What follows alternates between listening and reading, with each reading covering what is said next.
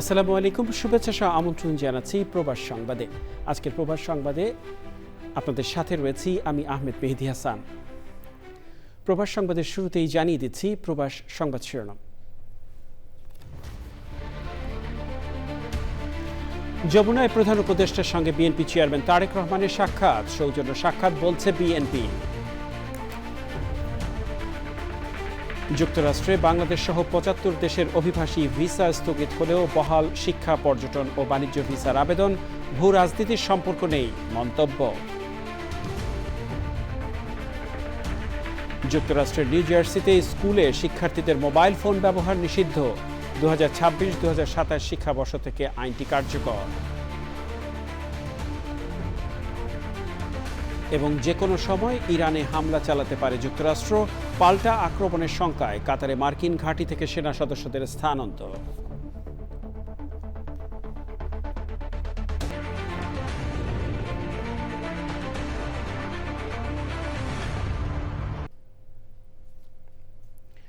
সংবাদ শিরোনামগুলো জানাচ্ছিলাম। প্রিয় দর্শক, এখনকার এই সংবাদ আয়োজনে একই সঙ্গে চ্যানেলের ইউটিউব চ্যানেলে এবং চ্যানেলের ওটিটি প্ল্যাটফর্ম আইস্ক্রিনে লাইভ স্ট্রিমিং হচ্ছে।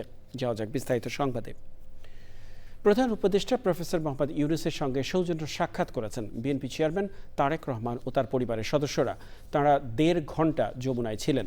সন্ধ্যা 7:30টার দিকে রাষ্ট্রীয় অতিথি ভবন যমুনায় আসেন তারেক রহমান, স্ত্রী ডাক্তার জুবাইদা রহমান ও কন্যা জাইমা রহমান। প্রধান উপদেষ্টা ডক্টর ইউনূস ও তার কন্যা দিনা ইউনূস তাদের সঙ্গে কুশল বিনিময় করেন। প্রধান উপদেষ্টার কার্যালয় এবং বিএনপির পক্ষ থেকে বলা হয়েছে, এই সাক্ষাৎকার রাজনৈতিক নয়, শুধুই সৌজন্যমূলক। রাত 9টার দিকে যমুনা থেকে বের হন তারেক রহমান।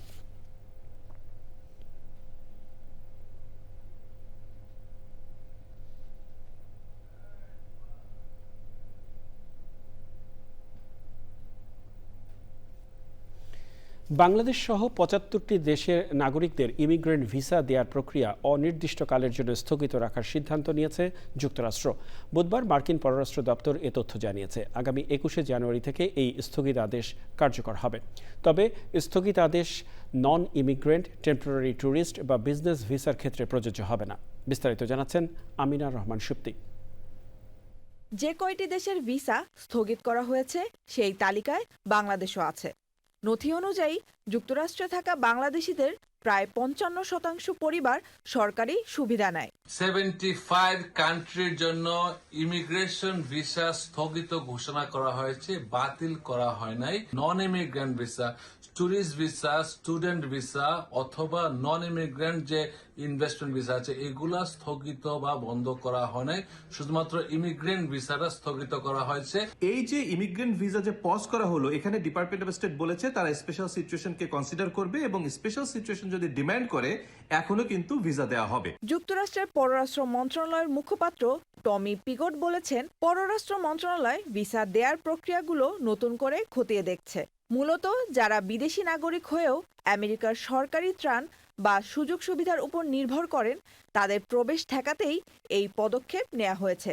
তবে সীমিত ও ব্যতিক্রমী ক্ষেত্রে শর্ত পূরণকারীদের জন্য ছাড় থাকতে পারে।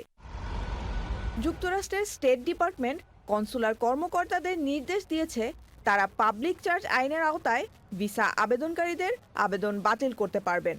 এক্ষেত্রে আবেদনকারীর বয়স, স্বাস্থ্য, আর্থিক সামর্থ্য, ইংরেজি দক্ষতা এবং ভবিষ্যতে সরকারি সহায়তার উপর নির্ভরশীল হওয়ার সম্ভাবনা বিবেচনা করা হবে। Amina Rahman Supti, channel I. ব্যবসা ও পর্যটন ভিসা ক্যাটাগরিতে কঠোর অবস্থান কিংবা অভিবাসী ভিসা স্থগিত করার সঙ্গে যুক্তরাষ্ট্রের ভূ রাজনীতির কোনো সম্পর্ক নেই বলে মনে করেন কূটনীতি বিশেষজ্ঞ অধ্যাপক ইমতিয়াজ আহমেদ। তার মতে এই সিদ্ধান্তগুলো একেবারেই তাদের জাতীয় বাজেটের ঘাটতি মেটানোর তাগিদ। অভিবাসন প্রত্যাশী বাংলাদেশিদের জন্য ভিসা প্রক্রিয়া স্থগিত করার বিষয়টিকে সংকটের পাশাপাশি সুযোগ হিসেবেও দেখছেন তিনি। পান্থ রহমান জানাচ্ছেন বিস্তারিত। হঠাৎ করেই ভিসা দেওয়ার বিষয়ে কঠোর অবস্থানে যুক্তরাষ্ট্র। ব্যবসা ও পর্যটন ক্যাটাগরির ভিসায় মোটা অঙ্কের বন্ড আরোপের ৮ দিনের মাথায় ৭৫ দেশের নাগরিকদের জন্য অভিবাসী বা ইমিগ্রেন্ট ভিসা প্রক্রিয়া স্থগিত করেছে ট্রাম্প প্রশাসন। কার্যকর হবে ২১ জানুয়ারি থেকেই। কূটনীতি অভিজ্ঞ এই শিক্ষাবিদ মনে করেন এই সিদ্ধান্ত হঠাৎ নয়, বরং যুক্তরাষ্ট্রের ক্ষমতাসীন দল রিপাবলিকানদের দীর্ঘ গবেষণায় নেয়া। প্রথম পদক্ষেপ যেটা নেওয়া হলো, যেটা এখনো চলছে, সেটা হলো সরকারকে ছোট করে দিতে হবে। ডব্লিউএইচওতে 12 হয়ে গেল, ইউনিসেফ থেকে 12 হয়ে গেল, তারপর এখন তো কত 50 না 60টা ইনস্টিটিউশন থেকে 12 হয়ে গেল, তাই তো? এখান থেকে তারা টাকা দিবে না, কারণ বলছে আমাদের টাকা নেই। দ্বিতীয় যে জিনিসটা তারা করলো, ট্যারিফ তাকে বাড়িয়ে দিল সব জায়গায়। আমেরিকা মনে করছে যে আমি এই দেশ থেকে একে এনে বরং আমার খরচ বাড়ছে, এ অত কন্ট্রিবিউট করছে না। তাদের ট্যাক্স পেয়ারের উপরে যেই বার্ডেনটা আছে বা তাদের রাষ্ট্রের বা বাজেটের উপরে যেই বার্ডেন, সেখান থেকে যদি কমাতে পারে। অভিবাসীদের মধ্যে যে দেশের নাগরিকরা বেশি সরকারি সহায়তা বা ওয়েলফেয়ার সুবিধা নেন, সেই তালিকায় বাংলাদেশের অবস্থান 19-এ। ডক্টর ইমতিয়াজ মনে করেন যুক্তরাষ্ট্রের ওপর বোঝা হতে দেবে না ট্রাম্প প্রশাসন। আমার পা যদি দুই দেশে থাকে, দুই পা যদি দুই দেশ, তাহলে আমার দেশ গঠন করা কিন্তু সমস্যা। তো সেই জায়গায় আমার মনে হচ্ছে যে এই ধরনের পরিবর্তনশীল যেই আমেরিকা আমরা দেখছি, সেটা হয়তো বাংলাদেশের জন্য একটা ব্লেসিং হতে পারে, যে আমাদের যারা এলিট আছেন, শুধু ইকোনমিক এলিট বলছি না, একাডেমিক এলিট, মিডিয়া এলিট, তারাও চিন্তা করবে যে ঠিক আছে, তাহলে আমি এই ইয়াং জেনারেশন যারা চলে যায় সবসময়, তাদের রাখার কি ব্যবস্থা করতে পারি বাংলাদেশের ভিতরে। যুক্তরাষ্ট্র পররাষ্ট্র দপ্তরের সূত্র বলছে, দেশটিতে গিয়ে সরকারি সহায়তা নেয়া ঠেকাতে যাচাই বাছাই প্রক্রিয়া পুনর্মূল্যায়ন করছে ট্রাম্প প্রশাসন। সেটি শেষ না হওয়া পর্যন্ত স্থগিত থাকবে ভিসা প্রক্রিয়া, তবে অন্যান্য ভিসা প্রক্রিয়া স্বাভাবিক থাকবে। পান্থ রহমান, চ্যানেল আই, ঢাকা। যুক্তরাষ্ট্রের ইমিগ্রেন্ট ভিসা বন্ধের ফলে 75টি দেশের উপর বিরূপ প্রভাব পড়বে বলে আশঙ্কা করা হচ্ছে। এতে একদিকে দেশগুলো যেমন অর্থনৈতিকভাবে ক্ষতিগ্রস্ত হবে, একইভাবে শিক্ষা, পারিবারিক পুনর্মিলন সহ আন্তর্জাতিকভাবে ইমেজ সংকটে পড়বে। ওই তালিকায় নাম থাকায় বাংলাদেশের ওপরও এসব প্রভাব পড়তে পারে, জানাচ্ছেন সাদি মাহমুদ। বাংলাদেশ সহ 75টি দেশের অভিবাসীদের জন্য অনির্দিষ্টকালের জন্য ইমিগ্রেন্ট ভিসা স্থগিত করছে ট্রাম্প প্রশাসন। এর ফলে যুক্তরাষ্ট্রের প্রবেশের বৈধ পথগুলো আরও সীমিত হয়ে যাচ্ছে। বাংলাদেশ এই তালিকায় যুক্ত হওয়ার কারণ কি, আর মার্কিন এই সিদ্ধান্তের ফলে বাংলাদেশের বিভিন্ন খাতে কি প্রভাব পড়বে, আজকের এক্সপ্লেইনারে আমরা জানব এসব বিষয়ের বিস্তারিত। 75টি দেশের ইমিগ্রেন্ট ভিসা স্থগিতের বিষয়ে যুক্তরাষ্ট্রের পররাষ্ট্র দফতর জানিয়েছে, যারা সামাজিক, কল্যাণমূলক ও সরকারি সুবিধা নেওয়ার মাধ্যমে আমেরিকার জনগণের কাছ থেকে সম্পদ লুফে নিতে চায়, তাদের পদ্ধতিগত অপব্যবহারের ইতি টানতে চায় প্রশাসন।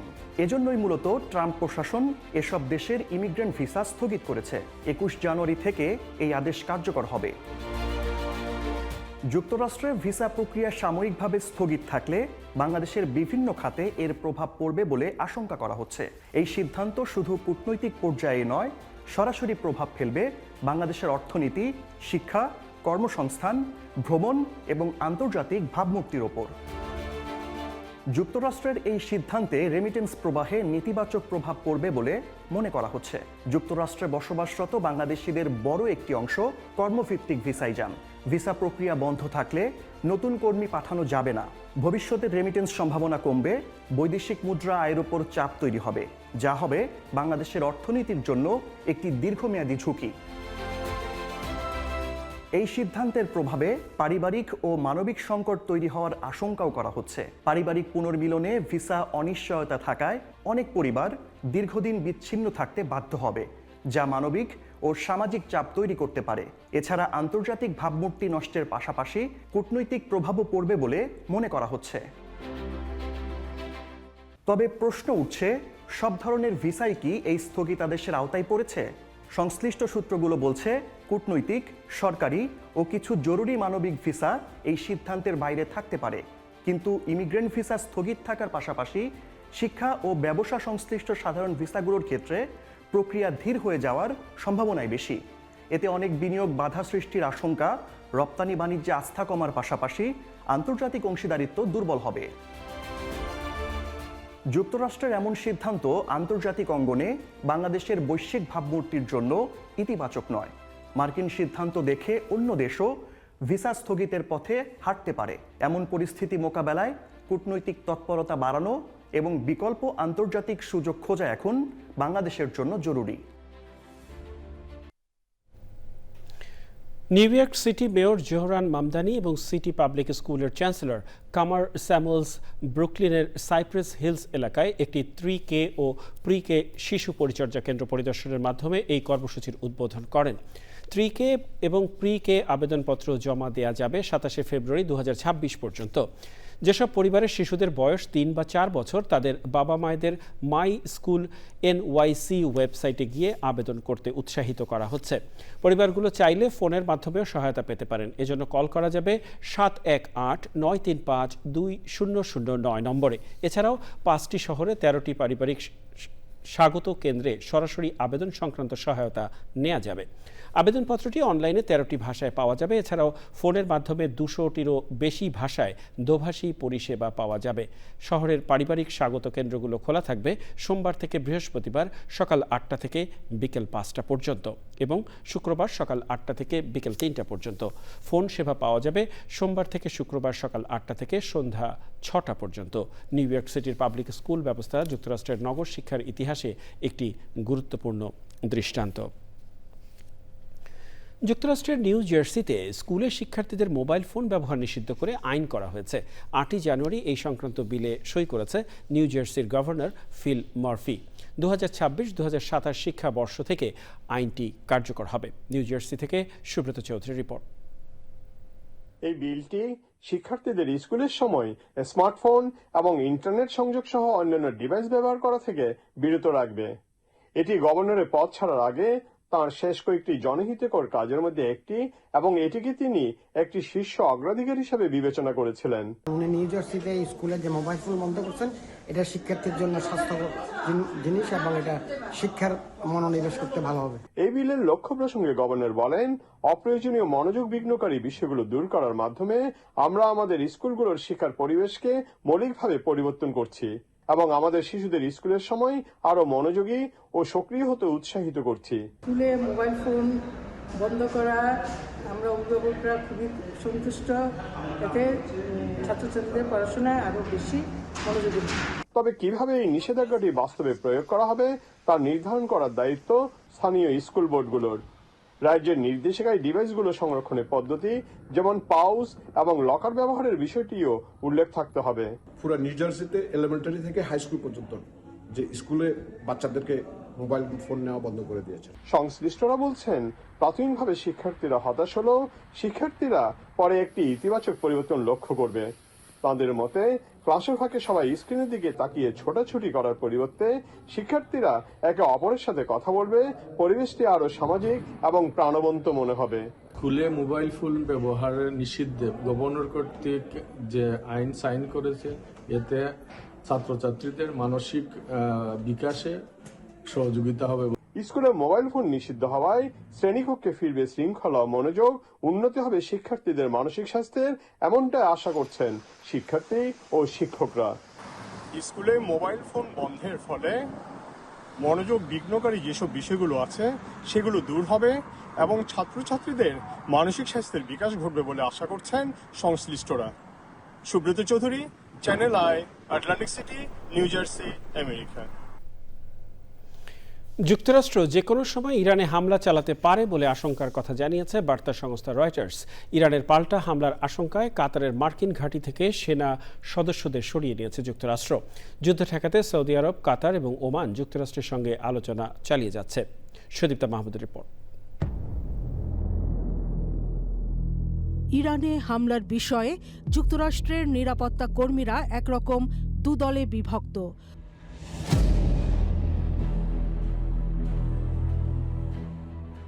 হোয়াইট হাউস সূত্র জানিয়েছে, একদল মনে করছে ইরানে হামলা হওয়া উচিত, আরেক দল বলছে ইরানে হামলা হলে যুক্তরাষ্ট্রকেও পাল্টা হামলার মুখে পড়তে হবে।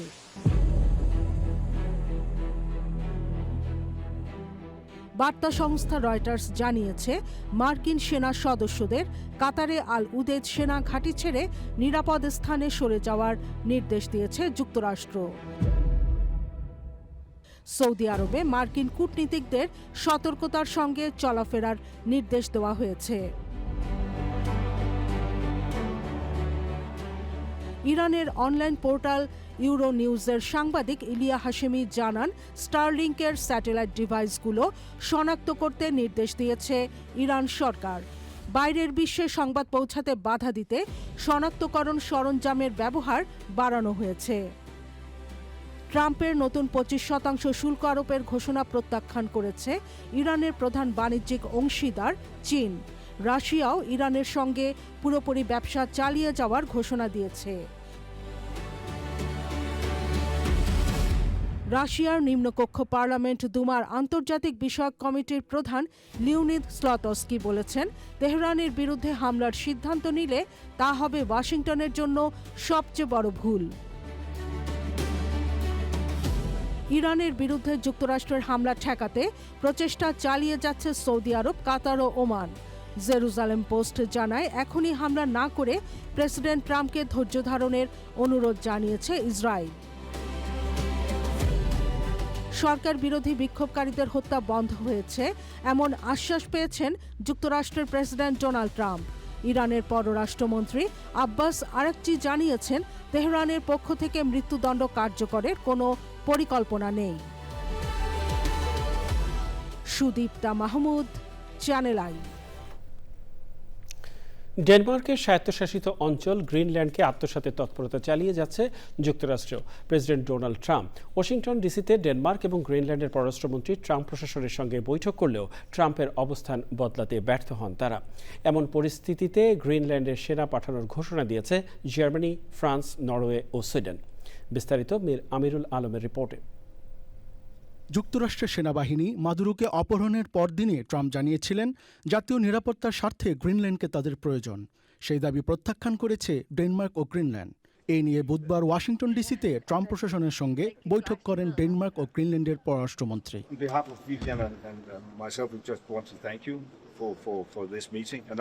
ডেনমার্কের পররাষ্ট্রমন্ত্রী লার্স লোককে রাসমুসেন জানান, আলোচনায় মতপার্থক্য নিরসন না হয় উভয় পক্ষ একটি ওয়ার্কিং গ্রুপ গঠনের সিদ্ধান্ত নিয়েছে। তিনি বলেন, ডেনমার্কের সার্বভৌমত্বের সীমারেখাকে সম্মান করতে হবে। গ্রিনল্যান্ড সরকার যুক্তরাষ্ট্রের মালিকানায় যেতেও চায় না বলে জানান তিনি। রয়টার্স জানিয়েছে, যদি যুক্তরাষ্ট্র গ্রিনল্যান্ডে সামরিক দখল নেয়, ন্যাটোর অবসান হবে বলে জানিয়েছেন ইউরোপীয় কমিশনার অ্যান্দ্রিউস কুবিলিউস। ডেনমার্ককে সমর্থন জানিয়ে গ্রিনল্যান্ডে জার্মানি, নরওয়ে ও সুইডেন সহ ইউরোপীয় দেশগুলো সামরিক উপস্থিতি বাড়াবে। ফ্রান্সের পররাষ্ট্রমন্ত্রী জন নোয়েল বারো বলেছেন, গ্রিনল্যান্ড বিক্রির জন্য নয়, যুক্তরাষ্ট্রের এই হুমকি অবশ্যই বন্ধ করতে হবে। গ্রিনল্যান্ডের দাবি করে কোনো বিদেশি আগ্রাসন হলে ডেনমার্ক আদৌ গ্রিনল্যান্ড রক্ষা করতে পারবে কিনা সে প্রশ্ন তোলেন ট্রাম্প। তিনি বলেন, গ্রিনল্যান্ড ওয়াশিংটনের হাতে থাকা জরুরি। এই পরিস্থিতিতে ইউরোপীয় মিত্রদের মধ্যে উদ্বেগ বেড়েই চলেছে। মীর আমিরুল আলম, চ্যানেল আই। আসন্ন ত্রয়োদশ জাতীয় সংসদ নির্বাচনের আগে ইটালিতে সিলেট বিভাগ জাতীয়তাবাদী ফোরামের কার্যকরী কমিটি ঘোষণা ও পরিচিতি সভা হয়েছে। রোমে 43 সদস্যের পূর্ণাঙ্গ কার্যকরী কমিটির নাম ঘোষণা করেন সংগঠনের উপদেষ্টা জায়েদুল হক মুকুল। আরমান উদ্দিন স্বপনকে সভাপতি এবং মুসলিম মিয়াকে সাধারণ সম্পাদকের দায়িত্ব দেওয়া হয়েছে। বক্তারা বলেন, প্রবাসে থেকেও দেশের গণতন্ত্র পুনরুদ্ধার ও বিএনপির সাংগঠনিক শক্তি বৃদ্ধি করতে সিলেট বিভাগ জাতীয়তাবাদী ফোরাম ঐক্যবদ্ধভাবে কাজ করবে। বিশেষ করে প্রবাসী বাংলাদেশিদের মধ্যে দলীয় চেতনা জাগ্রত করা এবং দেশে চলমান রাজনৈতিক পরিস্থিতি আন্তর্জাতিক অঙ্গনে তুলে ধরার উপর গুরুত্ব আরোপ করেন নেতারা। নবগঠিত কমিটির নেতাকর্মীদের সঙ্গে শুভেচ্ছা বিনিময় করেন ইটালি বিএনপির সাবেক ভারপ্রাপ্ত সভাপতি আমিনুর রহমান সালাম ও ইটালি যুব দলের সাংগঠনিক সম্পাদক কাউসার আহমেদ তাজুল সহ সংগঠনের নেতারা।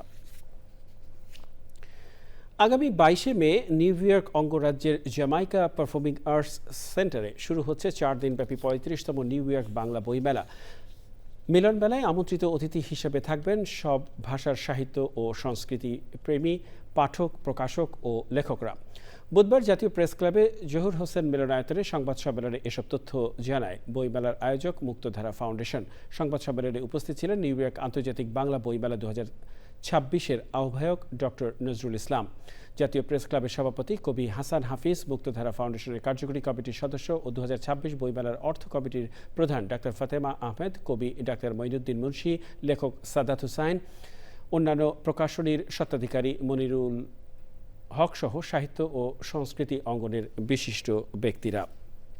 বলতে চাই যে আমরা সবার জন্য ফ্রি স্টল দেই। আগে আমাদের অনেক ইচ্ছা আছে যে তাদের থাকার খাওয়ার ব্যবস্থা করা, সেটা সম্ভব হয় নাই, ভবিষ্যতে হয়তো হবে, কারণ ভবিষ্যতে এই ফিন্যান্সের জন্য আমরা আমেরিকাতেও আরও বড় করে আশা করব হবে, কারণ মানুষ দেখছে যে এটা তাদের একটা গর্ব। আগে মানুষ বুঝতো না, এখন আমেরিকানরা, প্রবাসী বাংলাদেশরা জানে এখানে তাদের পার্টিসিপেট করাটা দরকার। এই যে আপনারা যাওয়ার জন্য আমাদের এই সাহসটা হচ্ছে। কানাডার আলবার্টা প্রদেশের ক্যালগেরি প্রবাসী শিল্পী তীর্থ সাহাকে রবি ছন্দম এর ৪৩তম প্রতিষ্ঠা বার্ষিকী উপলক্ষে কলকাতার রবীন্দ্র সদনে শিল্পী সম্মাননা দেওয়া হয়েছে। সম্মাননা স্মারক তুলে দেন কলকাতার বিখ্যাত শিল্পী অলোক রায় চৌধুরী। শিল্পী তীর্থ সাহা ছাড়াও অনুষ্ঠানে কলকাতার শিল্পী জয়দীপ চক্রবর্তীকেও সম্মাননা প্রদান করা হয়। এই সম্মাননা বাংলাদেশিদের বলে উল্লেখ করেন তীর্থ সাহা। শিল্পী তীর্থ সাহা বাংলাদেশের প্রখ্যাত ও ২১ পদকপ্রাপ্ত কবি মহাদেব সাহার জ্যেষ্ঠ পুত্র।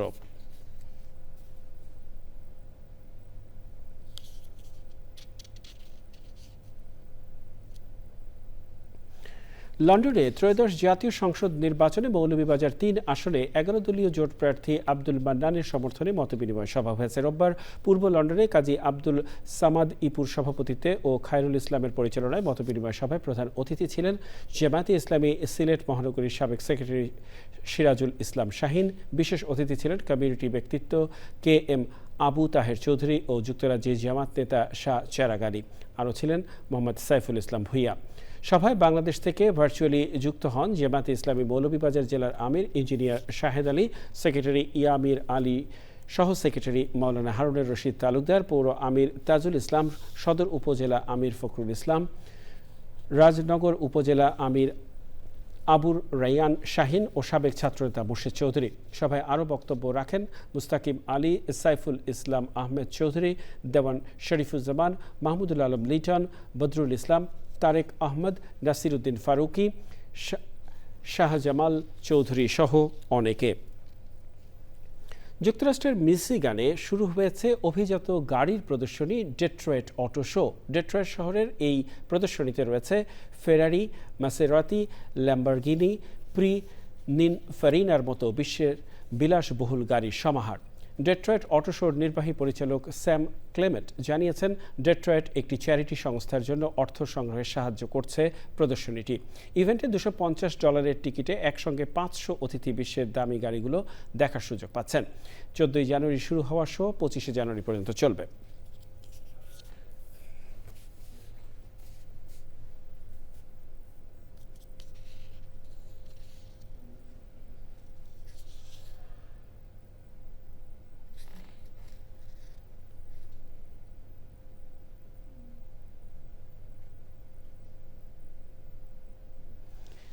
চার থেকে 6 সেপ্টেম্বর যুক্তরাষ্ট্রের ফ্লোরিডায় অরল্যান্ডো হলিডে ইন রিসোর্টে অনুষ্ঠিত হবে Federation of Bangladeshi Association in North America ফোবানার 40তম সম্মেলন। বৃহস্পতিবার ঢাকা রিপোর্টার্স ইউনিটিতে সংবাদ সম্মেলনে বিস্তারিত তুলে ধরেন আয়োজকরা। জানানো হয়, এবারের কনভেনশন হবে একটি স্মরণীয় ও ঐতিহাসিক আয়োজন, যেখানে উত্তর আমেরিকা এবং বাংলাদেশে সহ বিশ্বের বিভিন্ন প্রান্ত থেকে কমিউনিটি লিডার, পেশাজীবী, উদ্যোক্তা, সংস্কৃতিকর্মী, তরুণ নেতৃত্ব ও প্রতিনিধি দল অংশগ্রহণ করবেন। আয়োজনে থাকবে কমিউনিটি নেতৃত্ব ও মতবিনিময় সভা, যুব ও নতুন প্রজন্মের নেতৃত্ব উন্নয়ন কার্যক্রম, ব্যবসা, বিনিয়োগ ও নেটওয়ার্কিং সেশন, নারীর অংশগ্রহণ ও ক্ষমতায়নমূলক আয়োজন, বাংলাদেশি খাবার ও সংস্কৃতি প্রদর্শনী। সংবাদ সম্মেলনে ছিলেন ফোবানার chairman Zahid Hossain, vice chairman Ziaul Haque Zia, প্রাক্তন চেয়ারম্যান বেদারুল ইসলাম বাবুল, নির্বাহী সম্পাদক নিহাল রহিম সহ ফোবানার প্রতিনিধিরা। কাতারে বাংলাদেশের পতাকাবাহী একমাত্র শিক্ষা প্রতিষ্ঠান বাংলাদেশ মাশহুর উল হক স্মৃতি উচ্চ ও মহাবিদ্যালয় দুদিনের বার্ষিক ক্রীড়া প্রতিযোগিতা চলছে। প্রতিযোগিতা উদ্বোধন ঘোষণা করেন গভর্নিং বডি চেয়ারম্যান ও কাতারে বাংলাদেশের রাষ্ট্রদূত মোহাম্মদ হজরত আলী খান। রাষ্ট্রদূত ও অতিথিরা শান্তি ও মুক্তির প্রতীক পায়রা আকাশে অবমুক্ত করেন। বিজয়ীদের পুরস্কার তুলে দেন রাষ্ট্রদূত, দূতাবাসের মিশন উপপ্রধান মোহাম্মদ অলিউর রহমান, প্রতিরক্ষা উপদেষ্টা ব্রিগেডিয়ার জেনারেল সর্দার ইশতিয়াক আহমেদ ও অন্যরা। প্রথম দিনে কেজি 2 থেকে দ্বাদশ শ্রেণী পর্যন্ত ছেলেদের 2 শিফটে ফাইনাল খেলা হয়।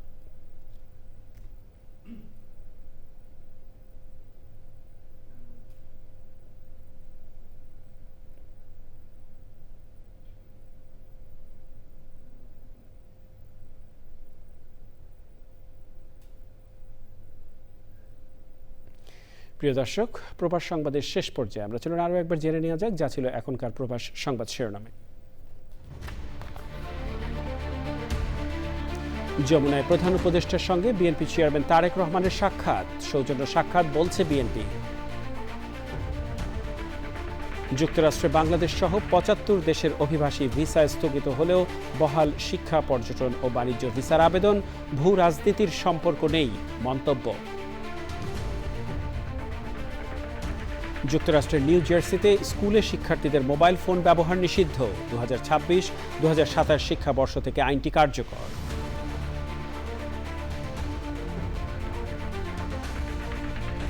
এবং যে কোনো সময় ইরানে হামলা চালাতে পারে যুক্তরাষ্ট্র, পাল্টা আক্রমণের শঙ্কায় কাতারে মার্কিন ঘাঁটি থেকে সেনা সদস্যদের স্থানান্তর।